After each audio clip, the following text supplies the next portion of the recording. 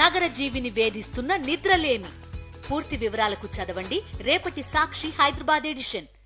ఈరోజు నర్సీపట్నంలో శాంతి భద్రతలు పరీక్షించాలనే ఉద్దేశం మీద మరి గౌరవ డిఎస్పీ గారిని కలవడం జరిగింది.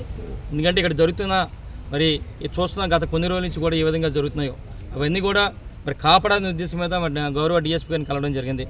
అయితే ఒకటే చెప్పాలి, ఈరోజు నర్సీపట్నంలో కొత్త సంస్కృతి స్టార్ట్ అయింది. ఏమంటున్నదంటే వదిలేసి పేపర్ చూస్తే ఏదో జిల్లాలో హత్యా ప్రయత్నం జరిగింది, హత్య జరిగిందని చెప్పి చూసేవాళ్ళం. కానీ ఈరోజు నర్సీపట్నంలోనే హత్య జరిగిందనే సంగతి మిగతా జిల్లా వాళ్ళు చూసే పరిస్థితి, నర్సీపట్నం అంత పేరు తెచ్చుకున్న పరిస్థితి మీ ద్వారా మరి తెలియపరచడం జరుగుతుంది. ఎందుకంటే ఈరోజు మరి గౌరవ స్పీకర్ గారు అనుచరులు ఎవరైతే ఉన్నారో అయ్యన్న పాత్రుడు గారు అనుచరులు, రౌడీ షీటర్లు ఈ మధ్యకాలంలో హత్యా ప్రయత్నాలు కానీ హత్యలు కానీ చేస్తున్న సంగతి మరి మీ ద్వారా తెలియపరచడం జరుగుతుంది. మేము ఎన్నికల ముందు ఒకటే చెప్పాము, ఈరోజు నర్సీపట్నంలో తెలుగుదేశం కానీ ఇక్కడ గెలిస్తే రౌడీ రాజకీయం వస్తుంది, రౌడీజం పెరుగుతుంది, గూండాయిజం పెరుగుతుందని చెప్పి ప్రజలందరూ కూడా అయినప్పటికీ కూడా ప్రజలందరూ కూడా ఎంతో నమ్మకం చేశారు. మరి 5 సంవత్సరాలు కూడా ఈ విధమైన రౌడీయిజం హత్యా ప్రయత్నాలు హత్యలు మరి చేసే అవకాశం వాళ్ళకు ఉంది కనుక ఎందుకు కూడా భరించాలని చెప్పి ఈ సందర్భంగా ఈ నియోజక ప్రజలందరూ కూడా తెలియపరచడం జరుగుతుంది. ఒకసారి ఈ కూటమి ప్రభుత్వం వచ్చిన తర్వాత ఈ నర్సీపట్నంలో ఈ 5 నెలల్లో ఏం జరిగిందో కొన్ని సంఘటనలు ఒకసారి మీ ద్వారా ప్రెస్ ద్వారా ఈ నియోజక ప్రజలందరూ కూడా తెలియపరిచారు. అధికారులు కూడా పోలీస్ అధికారులు కూడా ఒకసారి గుర్తు చేస్తున్నాను. ఈ 5 నెలల్లో నాగతవరం మండలంలో వైబీపట్నంలో మరి చుక్కారాంపై దాడి చేయడం జరిగింది. అలాగే డిఆర్వరంలో సభవరం పెంకినాడు జీవిడి తోట కూడా 3 ఎకరాలు నరికేశారు. చీడిగొమ్మల్లో పాకలు తగలబడడం కాకుండా ఇళ్ల మీద కూడా దాడులు చేశారు. అలాగే నర్సీపట్నంలో కాపుకి చెందిన ఒక ఆయనపై కత్తితో కూడా దాడి చేశారు. అలాగే రాచపల్లిలో కూడా ఎరకందపాలెంలో కొల్లు అప్లాడి మీద దాడి చేశారు.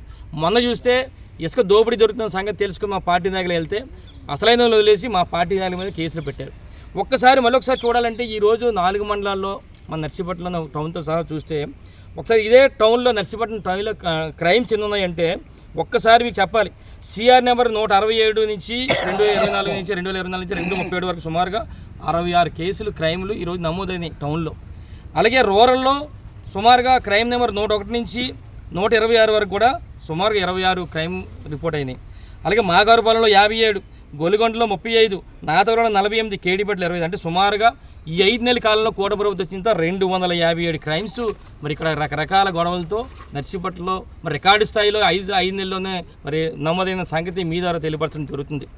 ఈరోజు చూస్తే ఒకసారి 10 రోజుల క్రితం చూస్తే మా పార్టీ నాయకుడు మా రాష్ట్ర బీసీ కార్పొరేషన్ మాజీ డైరెక్టర్ అయిన కర్రీ శ్రీనిపై హత్య ప్రయత్నం చేసిన సంగతి కూడా చూశారు మీరందరూ కూడా.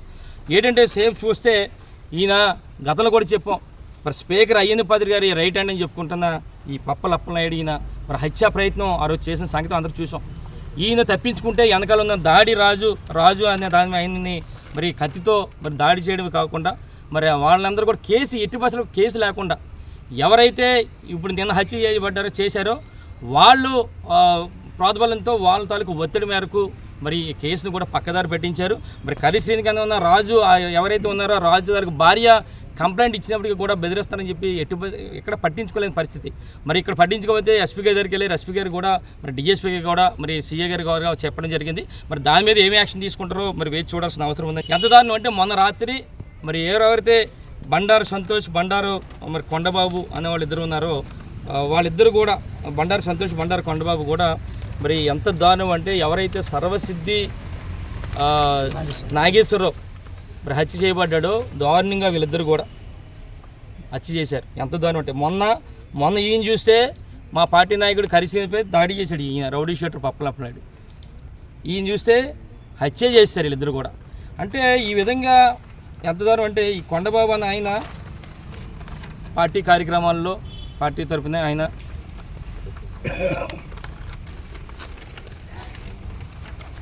అలాగే పార్టీ తరఫున ఓట్లు అడుగుతూ అది అంటే ఈ యాక్టివ్ పర్సన్ మరి చాలా ముఖ్య అనుచరుడు ఎవరు అయ్యన్న పాత్రుడు స్పీకర్ గారికి ముఖ్య అనుచరుడు ఈయనన్నీ కూడా. అయితే మేము ఒకటే కోరుతున్నాం, ఈరోజు ఎంత దారుణం అంటే సర్వశక్తి నాగేశ్వరరావు ఆయన మరి ఎక్కడి నుంచో వచ్చి ఇక్కడికి చూసుకుంటూ కొన్ని సంవత్సరాల నుంచి కూడా ఏదో బతికి తెరుపు ఇక్కడికి వచ్చి చేస్తున్నాడు. ఆయన్ని అన్యాయంగా చాలా దారుణంగా మరి ఈరోజు మరి చంపేసిన సంగతి అందరం కూడా చూసాం. అందుకనే ఒకసారి ఈరోజు మేము ఒక డిమాండ్ చేస్తున్నాం. ఈరోజు స్పీకర్ అయ్యన్న పాత్రుడు ఒకటే డిమాండ్ చేస్తున్నాం, ఏదైతే మీ అనుచరులు ఉన్నారో ఏదైతే మీ లెఫ్ట్ హ్యాండ్ రైట్ హ్యాండ్ అని చెప్పుకుంటూ తిరుగుతూ మరి ఈ విధంగా హత్యా ప్రయత్నాలు చేస్తున్నారో అందరూ కూడా కట్టడి చేయాలి. మీరు ఒక్కసారి ఏదైతే అన్యాయం జరిగిందో ఆ కుటుంబాన్ని ఆదుకోవాలని చెప్పి ఈ సందర్భంగా డిమాండ్ చేస్తున్న స్పీకర్ అయ్యంద్రపాత్రి గారిని. ఎందుకంటే వాళ్ళకి ఎవరైతే చనిపోయారో సర్వీస్ నాగేశ్వరరావుకి ఒక చిన్న బాబు పాప కూడా 3 సంవత్సరాల పాప కూడా ఉందని చెప్పి మరి చెప్పడం జరుగుతుంది. తల్లిదండ్రులు కూడా అనాథలైపోయే పరిస్థితి. కాబట్టి మరి ఏదైతే హత్య జరిగిందో మరి ఆ హత్య కాబడ్డాడో ఆయన తాలూకా కుటుంబాన్ని ఆర్థిక పరంగా ఆదుకోవాలి. ఎవరైతే పాప వాళ్ళ భార్య ఉందో ఉపాధి కూడా కల్పించాలని చెప్పి మీ ద్వారా మరి స్పీకర్ అయ్యంద్రపాత్రి గారిని డిమాండ్ చేయడం జరుగుతుంది. మరి ఈరోజు చూస్తే అసెంబ్లీలో మరి శాంతి భద్రతల గురించి ఇంత మనం చూసాం. మరి చాలా చర్చ జరుగుతుంది. మరి స్వయంగా స్పీకర్ గారి నియోజకవర్గంలో శాంతి లేదు, భద్రత లేదు కనుక మరి దయచేసి పోలీసు వారు దీని మీద మరి సరైన చర్యలు తీసుకోవాలని చెప్పి ఈ సందర్భంగా తెలియపరుస్తున్నాం. మరి ముఖ్యంగా మరి ఈరోజు ఇక్కడ ఉన్న డిఎస్పీ గారిని కోరుతున్నాం. అలాగే మరి మెయిన్ ముఖ్యంగా టౌన్ సిఐ గారిని కూడా కోరుతున్నాం ఈరోజు. ఎందుకంటే మరి వేలాది మందిగా ఉన్న నర్సీపట్నం మున్సిపాలిటీలో మరి ఎక్కువ ఇక్కడే గొడవలు ఎక్కువ జరుగుతున్నాయి కనుక ముఖ్యంగా ఈ గొడవలకు కారణం ఏంటంటే మరి ఈ వైన్ షాపుల దగ్గర ఉన్న మందు తాగి ఆకతాయిలందరూ కూడా ఈ గొడవలు చేస్తున్నారు. ఏంటంటే ఈరోజు నర్సీపట్నం పరిస్థితి ఏంటంటే సూర్యోదయానికి ముందే వైన్ షాపులు తీసేస్తున్నారు. రాత్రి 12 అయినా 1 గంట అయినా సరే కట్టలేని పరిస్థితి. కాబట్టి ఇక టౌన్ సిఐ గారు దీని మీద బుర్రబెట్టి మరి ఎట్టి బస్సులు కూడా ఎక్కడ కూడా ఎప్పటికప్పుడు గస్తీలు ఏర్పాటు చేసి ఎక్కడ కూడా మందు తాగకుండా మరి అన్నీ కూడా బంద్ చేయాలని చెప్పి మరి మీ ద్వారా మరి సిఐ గారిని డిఎస్పీ గారిని కోరుతాను. మరి ఎట్టి బస్సులు కూడా ఇలాంటి మరి డిఎస్పీ గారు చివరిగా కోరేది ఏంటంటే ఎట్టి బస్సులు కూడా ఇలాంటి ఆగడాలు ఆపాలి. ఇప్పటికైనా సరే శాంతి భద్రతలను పరిరక్షించాలని చెప్పి మీ ద్వారా డిమాండ్ చేస్తూ నమస్కారాలు తెలుపుకున్నాను.